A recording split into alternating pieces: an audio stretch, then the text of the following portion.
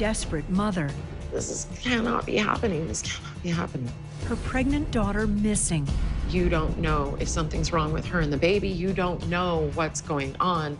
No clues, no leads, no sign of Charli. Maybe she had passed out. Maybe she was hurt, injured. No one really knew. Frustrated by the police response. And I went in and asked them, is anybody looking? My pregnant daughter is missing. Kimberlyn Scott organizes her own search and rescue team. I have to do this. I have to handle this. Hundreds of volunteers answer her call, braving the dangerous jungle. Kim was the glue and saying, look, this is what we need to do. And Kimberlyn won't stop looking for answers, no matter where it takes her. If she's all right, she's waiting for us to find her. And I just would want her to know that we haven't stopped and we won't stop. Demanding justice for Charli and for all Hawaiians. The laws need to be stronger and the citizens need to be protected.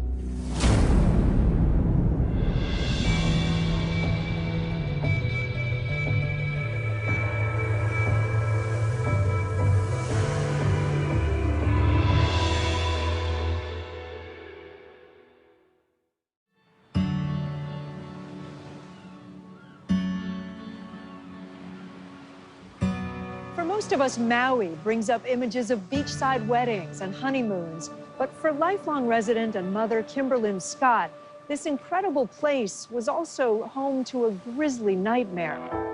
A mother's worst fear. Kimberlyn Scott's daughter, Charli, was missing. Where was she? What had happened to her? The last time Kimberlyn had seen Charli was on February 9th, 2014, the night they had an impromptu family gathering.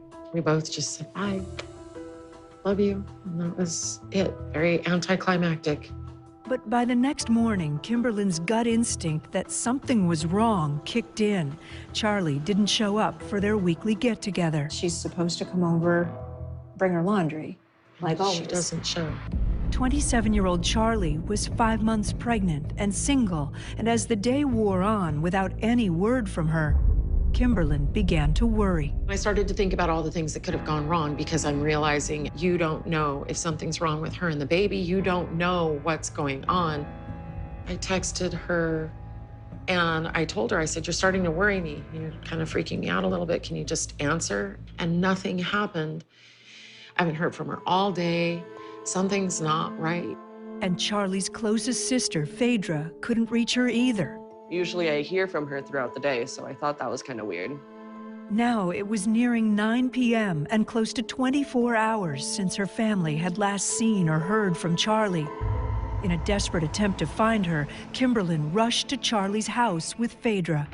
We pulled in the driveway and her car wasn't there, and I remember looking over at Phaedra kind of accusatory, like, where's her car? It's like, I don't know, Mom, I don't know.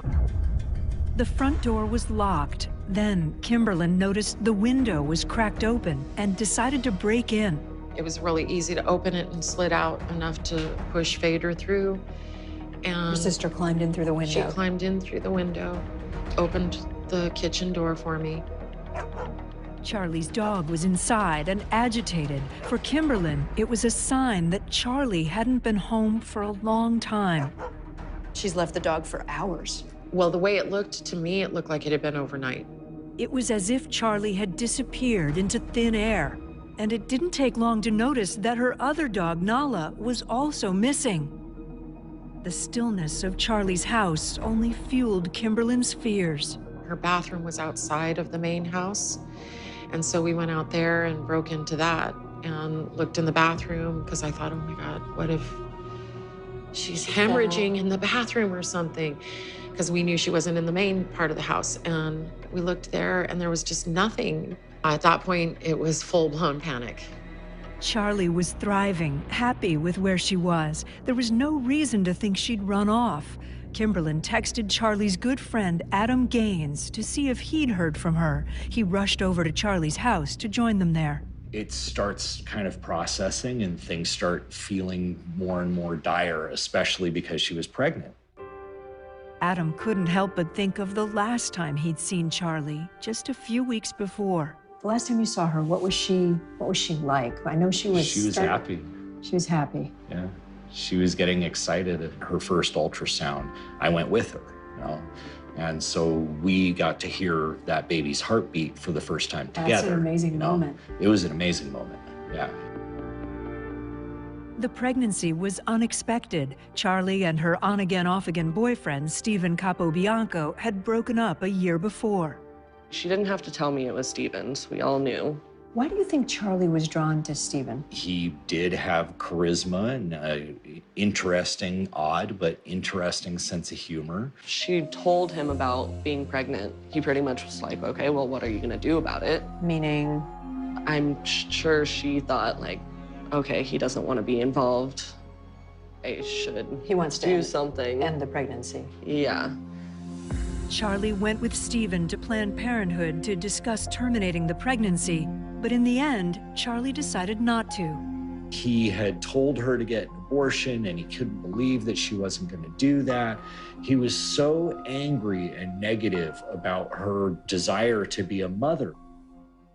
She didn't care if he was involved or not involved. Like you. She wasn't holding him to getting married Yeah. and helping her raise this baby. Exactly. Charli had planned to raise her baby with the support of family and friends. Adam and his wife could not have children, so they had gotten so close that they basically said, oh, we'll all raise this child. It'll be great. On the night Charli disappeared, she was a few months away from becoming a single mom, and she would need to provide for her newborn. She was working her way through beautician school. I mean, she planned on finishing her hair salon thing, and she had told me, I want to open up my own shop and call it Paws and Claws so that you can bring your dog and get your hair done, and we'll do your dog too. And I was like, oh, this is a great idea. Now, Kimberlyn would give anything to talk to her daughter. No one had seen or heard from Charli for close to 26 hours. You're thinking, I'm overreacting and everything's gonna be fine, and then you will have made all of this noise and it'll be for nothing, and Charli will give me the look. Really, Mom? That's when me and my mom got worried. At that point, we called the police. It's a big decision. That moment when you decide to call the police, you're admitting you need bigger help. Kimberlyn filed a missing persons report. What did the officer say? He just asked some questions, and we stressed to him that she's pregnant and that this is extremely abnormal for her. The officer said, you know, stay calm. Most of these cases end up just fine. You know, they just drop their phones somewhere, they stayed at a friend's house overnight. In the middle of Kimberlyn's panic, she remembered something critical that might help her track Charli down. 3 days before she went missing, I had talked her into adding to her cell phone this thing called Life 360. Life 360 is a cell phone app that shows GPS location. The ping coming from Charli's phone showed her off of an infamously dangerous road, Hana Hwy. When I looked at it, I realized, wait, the last ping that has at all come up from her cell phone was at 10:56 p.m. Sunday night. That meant Charli had been out there all night and hadn't reached out to anyone for help. Where it had her stopped, it was just in the middle of nowhere. She was about 30 miles from her home. The first thing I thought was, you know, of course, why would she be out there? As soon as I had that thought, I thought, Stephen. Kimberlyn knew that Charli would still jump if Stephen called and needed something. I told him that I was pretty certain that her ex-boyfriend had something to do with it because there's no other reason for her to drive out there. Did you ask the police officer to go drive out there? We did, and that's what he said he was gonna do. And he said, I will also contact the Hana officers and have them take a look along the highway. Officers assured Kimberlyn that they would start looking for Charli first thing in the morning, but when daylight broke, Kimberlyn couldn't wait another second. She had to go out and look for Charli herself. I woke up Phaedra and said, let's go. Let's get out of here, let's hit the road. Why did you get in your car and start driving as fast as you could? Because I couldn't sit. I couldn't sit. That's all I could think is I have to get out there. I have to look for her. Coming up, Did you see any police out there No, looking? that was one of the most upsetting parts of the whole drive. a confrontation between Kimberlyn and Charli's ex-boyfriend, Stephen, Did he know how to find Charli? I said, I want Stephen to stop here. I want to see him, look at him, and hear him tell me what happened. I have to do this. I have to handle this.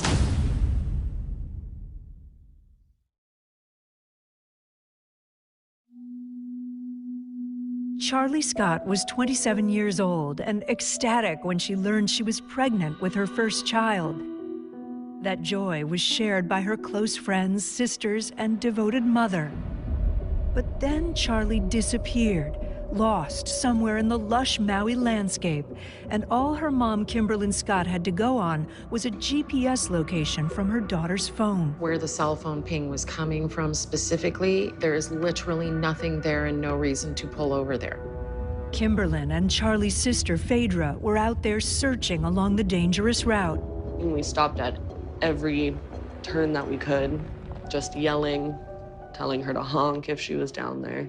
Cars can roll, and because it's bamboo, which is very flexible wood, the car will roll right over the bamboo, and then the bamboo just springs back up and it hides the vehicle. Hana Hwy runs along the coast of Maui and is full of hairpin turns, one-way bridges, and steep drop-offs. We would pick up rocks and throw them into the ravine, hoping that we would hear it hit against a car. We would call for Nala and hope that she would appear out of the jungle. Did you see any police out there? No, that was one of the most upsetting parts of the whole drive. Not one police car did we pass on that road that whole 5.5 hours. Does that start to make you think, okay, we're gonna have to do this ourselves? Absolutely. After searching all day, Kimberlyn pulled into the Hana police station on the other side of the island. And I went in and asked them point blank, is anybody looking? My pregnant daughter is missing. I was told that they had driven and they had seen nothing. Increasingly, Kimberlyn felt like she was on her own. Primary detective on this case, he did what he was supposed to do. I can't say that he did any more, but he started putting out flyers. He probably could have stayed more in contact with the family. You know, a woman 5 months pregnant, I think would have garnered a little more urgency. Maui police detective Nelson Hamilton joined the investigation a few days into the search for Charli. The circumstances in the case were highly suspicious. If there was any kind of critique, I would say it was probably a slow start on it. They were doing the best they could. Lieutenant Danny Dodds was also assigned to Charli's case several days into the investigation. Once Hamilton and Dodds got involved, it just felt like a level of professionalism had come on the scene, and there was a cooperation that was going on that had prior to that not existed.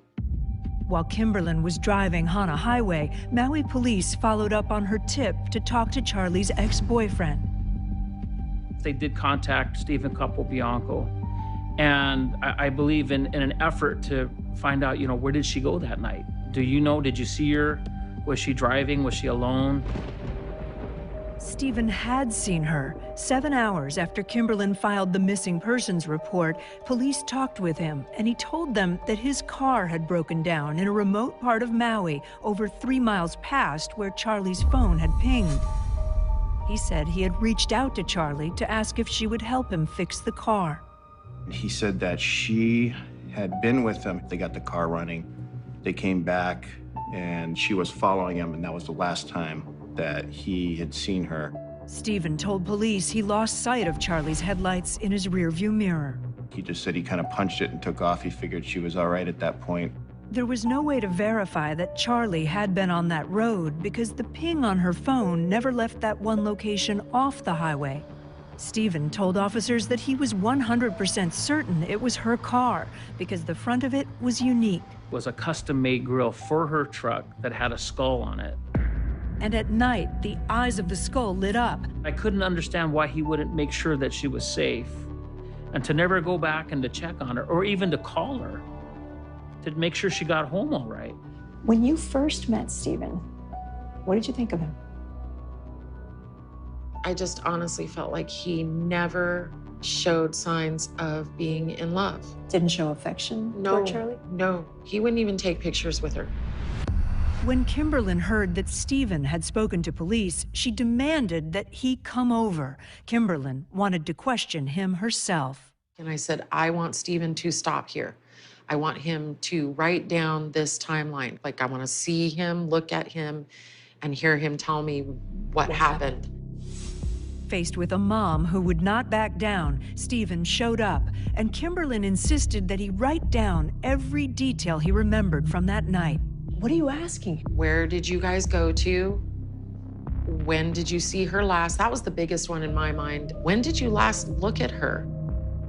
He goes, I remember looking up and seeing her car in my rearview mirror. And I'm like, Stephen, are you sure it was her car? And he goes, Kim, you're the one who got her the skeleton that lights up on the front of her car. And I remember looking at him going, don't talk to me like that.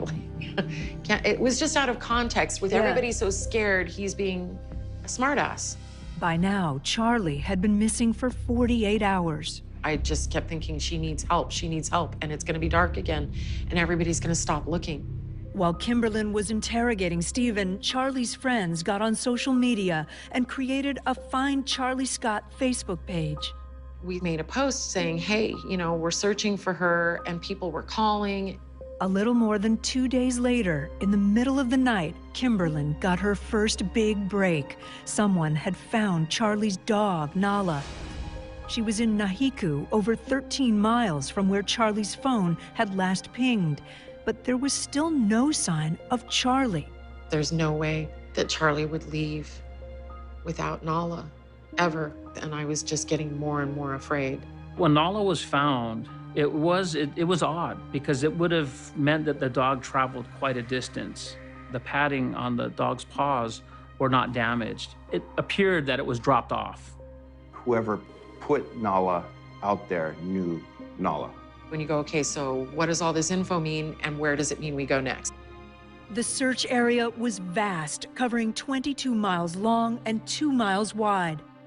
Resources would be one of the issues at the initial beginning of this investigation. It's just there wasn't enough people to conduct a large-scale search. Kimberlin wasn't satisfied with what she thought was a slow-moving search for her daughter. How did she start organizing search parties? Her main drive was collecting people together and pointing them all in one direction. It was a pretty weird time for me because I realized everybody was looking at me going, what do we do next? And I was like, wow, I have to do this. Like, I have to handle this. When Kimberlin put out the call, hundreds of volunteers responded from all over Maui to search for Charli. Everybody rallied around this. Hundreds. It's amazing how many people on this island came out to try and help find her. The fact that she was pregnant added a sense of urgency, not only for us, but for the entire community. And it was a volunteer who discovered something that would change everything. It just literally felt like things went black around me.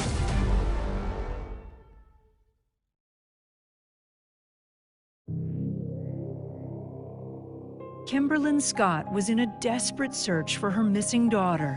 By now, Charli had been gone for 3 days. Hundreds of people had responded to Kimberlin's call for help, and she had pulled together her own search and rescue team. She had also gotten together with Charli's good friend Adam Gaines so they could use social media to spread the word and ask for more help. I got a hit about the vehicle. And a friend said that she had heard at least a rumor that her vehicle had been spotted. As night began to creep in, a breakthrough. Kimberlin got a call from her then husband, Charli's stepdad. He said, we found her car. We found her car. And I just remember he was crying when he said it. And I remember asking him, are you sure it's her car? And he goes, it's her license, it's hers. It's hers. He said it's burnt, it's ruined, it's destroyed. Her vehicle was very far from the cell phone ping.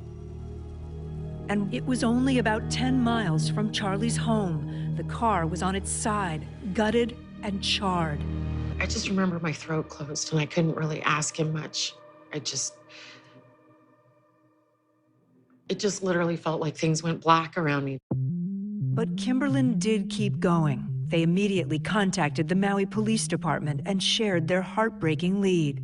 Her car is burnt in an area notorious for where stolen cars are dumped. They're stripped and burned. To find the vehicle in the condition that it was in, I think all of our hearts kind of sank in that moment. But there was one piece of reassuring news. I don't think it showed any evidence that she was in the vehicle when it burned.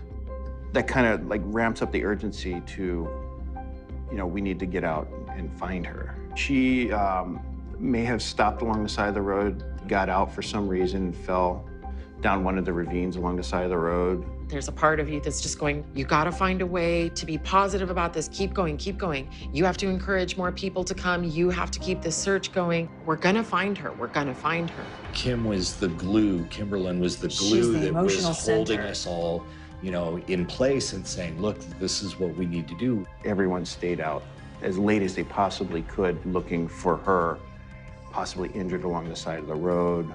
No one really knew. As investigators examined the car for evidence, Kimberlin and Phaedra continued to focus on the other side of the island. The ping from Charli's cell phone was nearly 20 miles from where her car had just been found.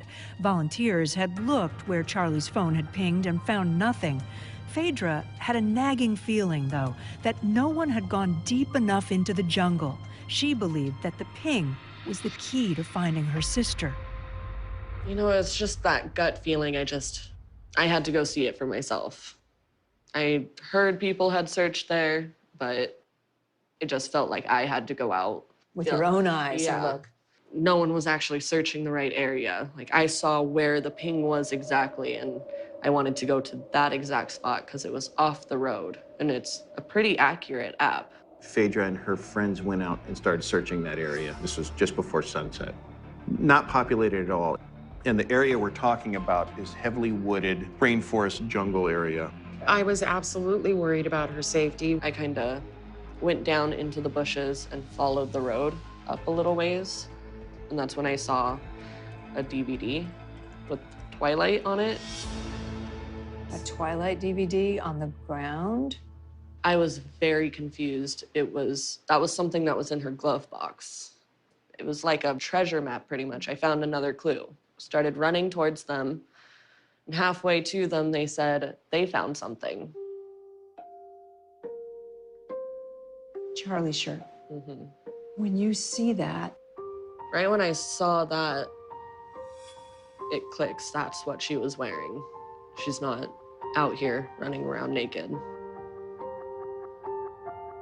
Right when that happened, I didn't even go up to the clothes. I knew it was hers, and I said I smelt something.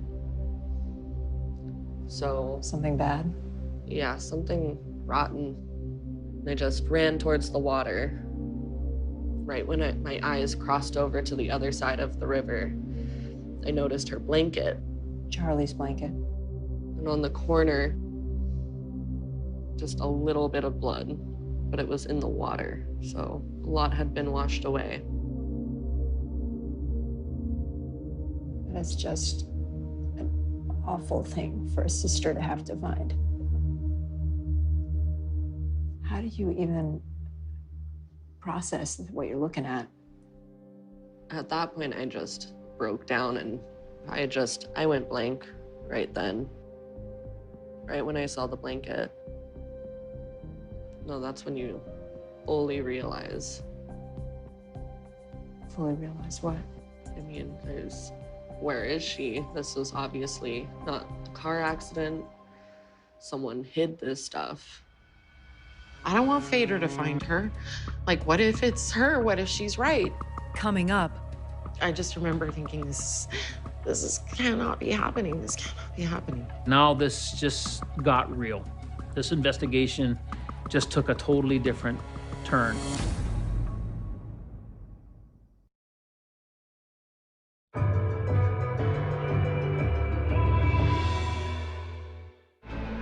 Kimberlyn Scott was frantically looking for her pregnant daughter, Charli, organizing searches, running down tips. At the same time, her daughter, Phaedra, had just discovered Charli's blanket, and even more disturbing, Charli's maternity shirt. It was getting really dark. I got a hold of my mom finally and told her that we had found her clothes. And she said, leave it, but we were already driving. And then they all showed up. They had taken the things and set it on the ground, and it was her skirt. And I remember there were just holes all over the belly.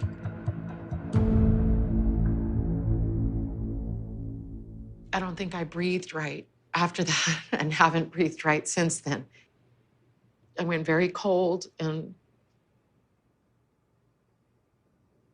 I just couldn't even really think at that point. You choked when you said the skirt. Yeah. You saw holes in the skirt. It was partly that they were all over her belly because honestly, as soon as I saw that, I thought, this was the baby. This was the baby. And I knew. I think that was really the moment that I knew Stephen had something to do with this. Kimberlyn called the Maui Police Department to collect Charli's clothing as evidence. Looking at the skirt, that was chilling when we looked at that up close. Yeah, I won't forget that. And later that night, Kimberlyn confronted Charli's ex-boyfriend, Stephen Capobianco. I just remember yelling, what did you do? What did you do? Where is she? I just remember thinking, this cannot be happening. This cannot be happening. The next day, Hawaii News Now aired an interview with Stephen Capobianco. He told reporter Maleka Lincoln, quote, "It's undeniable. I'm probably the prime suspect, so they're not going to tell me any details." He was sinking himself every time he opened his mouth. Trying to keep hope alive, Kimberlyn held a press conference with her family. A reporter asked a poignant question. If you could send a message out there for Charli to hear, what would that be? I think the hardest thing for me as her mother to live with is the idea that somewhere, if she's all right, she's waiting for us to find her. And I just would want her to know that we haven't stopped and we won't stop. While that press conference was going on, the Maui Police Department started searching where Phaedra had found Charli's maternity clothes. And now we have a focal point to start looking for Charli because these are items that she was last seen wearing. We're looking for a body, a recovery. It looks like a jungle, and it's very slippery, and there was not a clear path. We had done a kind of a side-by-side search from the bridge all the way to the ocean, and we kept lining up. Nobody really saw anything unusual. After a full day of searching the area, there was still no sign of Charli, but a minor mishap would lead investigators to a discovery. I had actually slipped, and I had my sunglasses on the top of my hat. And as we were leaving, I realized that my sunglasses were not on my hat anymore. Two of my guys said, "Hey, well, let's go find it." An officer did find the glasses, and moments later, he spotted something. He yells over to me and says, "Hey, LT, there's a black bra over here, and there's holes in it." And at that point, I was kind of in disbelief. We're really gonna have to have a detailed search because obviously, with what we're finding, we're gonna have to get on our hands and knees, basically.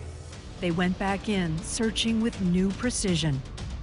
The officer finds what looks like a jawbone or a piece of a jawbone. And at that point, it really dawned on me that, okay, we're gonna have to look for pieces.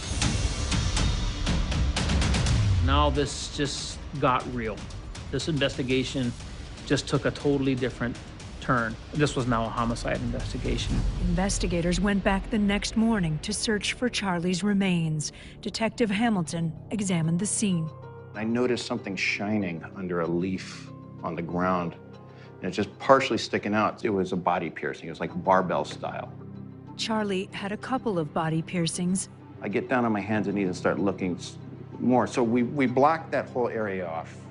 Looking closer, Detective Hamilton uncovered several fingernails, another piece of bone, and clumps of red hair that matched the description of Charli. It was a surreal moment. That this is the first time I've ever been involved in an investigation like this, like a murder of this magnitude. They called me and they said, hey, can we get DNA from you? And what's the name of her dentist? And I kind of put two and two together and went, okay, somebody's found at least teeth. And then more information gradually came out. I knew it wasn't a whole body, and I knew it wasn't all of her, but I knew it was enough to prove that she was dead. What do you think happened to your daughter?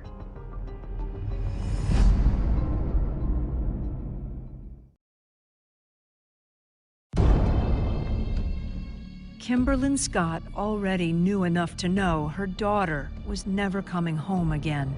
And 9 days after Charli vanished, she got the official word. We brought the whole family in and we notified them that we're reclassifying the case to a homicide. But we don't have a body at this point. How do you tell a parent that we found a jawbone and that's how we're identifying your daughter? And that was it was a tough one. Do you remember your reaction? You have two minds, you know? At least we know. And then there's what the knowing means. It means that she's gone and she's never gonna walk through that door again. While the Scott family mourned, the Maui Police Department sent the jawbone to a forensic anthropologist for analysis. There was over 22 cut marks on the lower jawbone. Seeing those marks, it's unimaginable. I really can't even put into words what that feeling is inside. The marks were clear indicators that the intent was to dispose of Charli's body in fragments. And without a whole body, there was no way to know how Charli was killed, making it more difficult to prove who was responsible. For police, Stephen Capobianco, Charli's ex-boyfriend, was the prime suspect. He was the last person to see Charli that night. And Stephen could have a motive. In an interview with police, he had made it clear that he didn't want Charli to have his baby. She didn't want to tell me because I've made it kind of clear that, like, I'm not a big fan of children. I don't interact with children. I don't hate them. I don't kick children away from me. You don't despise kids, but you're just not ready to have yours. Yeah, I don't want to hang out with anything that can't have a conversation with me right now. I spent a lot of time trying to see if I could exclude Stephen as a suspect. I couldn't, because there was nothing to exonerate him. Before making a move, Maui police needed time to analyze the evidence they had. 5 months went by while Kimberlyn tried to cope with her daughter's murder and the fact that the man she believed was responsible was still out there.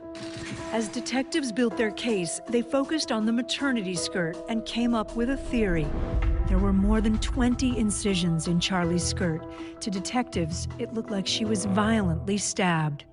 It was overwhelming the first time that we saw that, and we looked at that, and we knew that baby was targeted by someone who did not want that baby and did not want her around.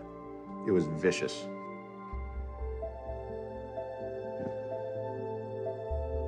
But a motive isn't enough for an arrest. Instead, detectives focused on Stephen's cell phone records. They revealed that hours before Charli was reported missing, Stephen was in the area where Charli's remains were later recovered. He made 15 phone calls to Charli's phone between about 5:47 in the afternoon to 6:30 that afternoon. So it appeared that he was trying to locate her phone by calling it. We never recovered the phone. We don't know if he actually found it or not. Stephen's cell phone records also showed that he returned to that area at least 3 times. Stephen went back multiple times after she disappeared, prior to the discovery of her clothing and what remains we did find. I myself believe that he killed her in the car. He wanted to burn the car to get rid of any kind of DNA evidence. The fire burned very hot, so there was nothing left. And for investigators, it was Stephen's own words that did him in. Telling people that he doesn't like children and the fact that just before a disappearance he has a change of heart, no one believed it. It was just too unbelievable for someone like him to do a 180 like that. Although it was circumstantial evidence, police now believed they had enough to arrest Stephen Capobianco. It was the day Kimberlin had been fighting for.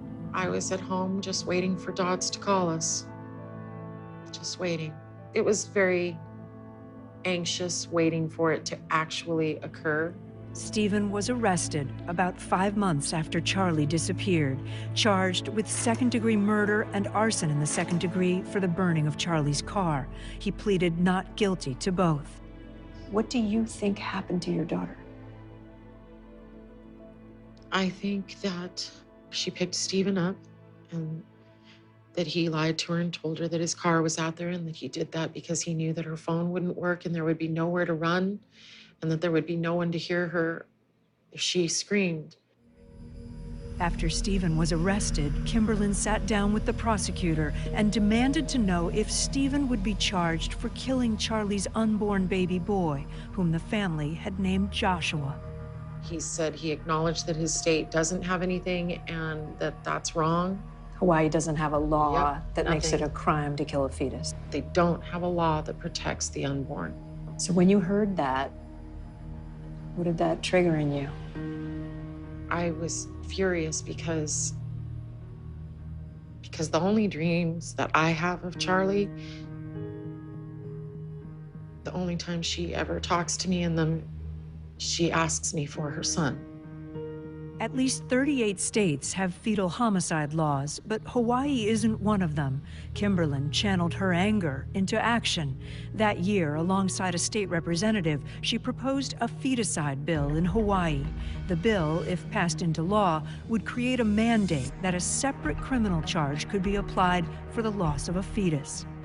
If you want to kill a pregnant woman, this is the place to come. You will not pay a penalty for the death of the child. That's how it literally looks from where we sit. And you're fighting now to change that. Oh, absolutely.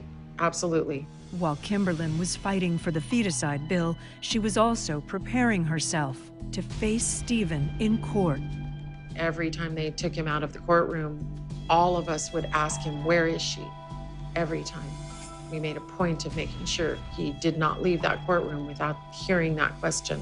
The smug little look that he had on his face throughout her trial told me everything I need to know about him. What did it tell you? That's an inherently evil human being.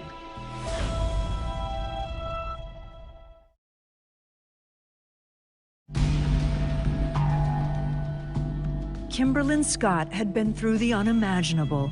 Her pregnant daughter, Charli, had been viciously attacked. More than 2 years later, Stephen Capobianco, Charli's ex-boyfriend and the man Kimberlin believed was responsible for her murder, was about to go on trial. Were you anxious about it? Were you worried about the trial? Yes, absolutely. For the prosecution, this case would be a challenge. There was only circumstantial evidence. But just days before jury selection was to begin, the prosecution sent new DNA evidence to the defense for review. During the course of the investigation, a pair of blue jeans were found. It looked like it had bloodstains on one of the legs. They confirmed that the blood was Charli Scott's blood. These were men's jeans, and they were consistent with the size that Stephen would have worn at the time. The jeans lingered in a lab for months. Once they were returned to Maui PD, they found something in the pocket, something that could definitively tie Stephen to the crime.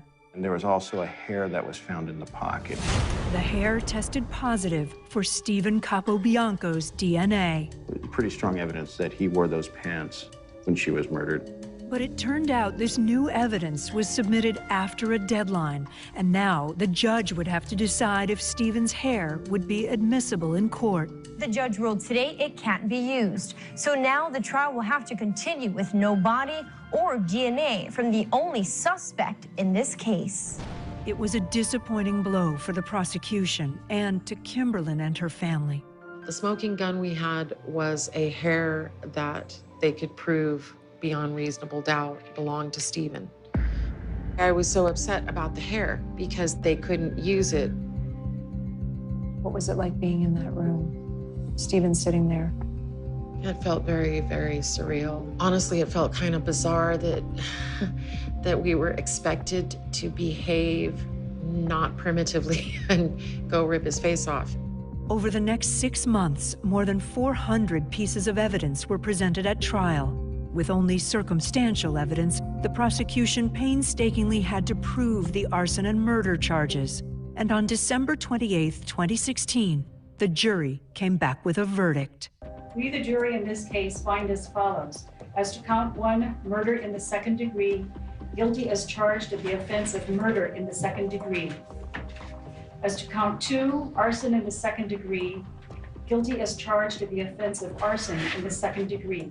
Stephen Capobianco was sentenced to 40 years for Charli's murder and 10 years for second-degree arson. I was just extra horrified by the fact that somebody she loved did this to her. The idea that a stranger did it was better than the idea that she died knowing that the person she loved was doing this to her.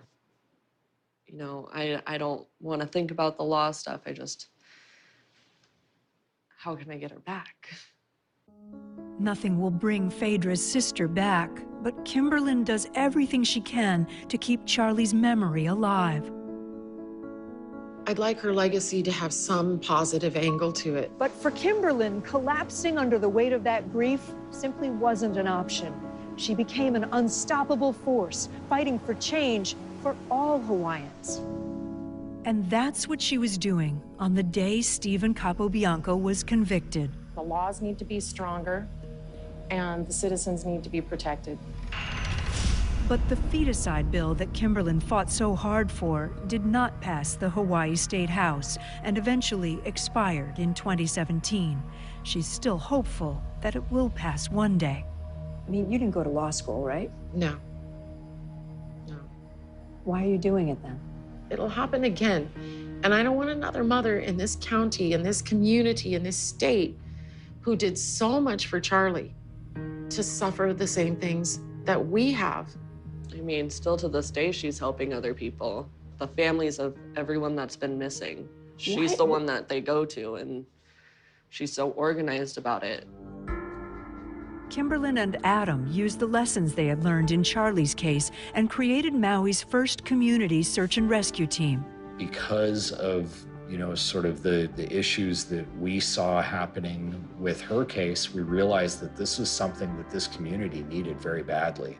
When a hiker went missing more than 5 years after Charli's death, Kimberlyn once again stepped up to search and mobilize volunteers. It falls on the shoulders of the community, and I know what you guys did for Charli, and I'm asking you to step up and do it again. Please keep showing up. This is what makes a difference. 17 days later, rescue workers found that missing woman alive. But for Kimberlyn, the hunt for Charli isn't over. You're still searching? Yeah, it's incomplete. It's totally incomplete. I'm never gonna stop. I'm never gonna stop searching for her. So I feel like that's the only way I can meet her in the afterlife, if there is one, is to be able to tell her that I didn't stop. I tried everything I could.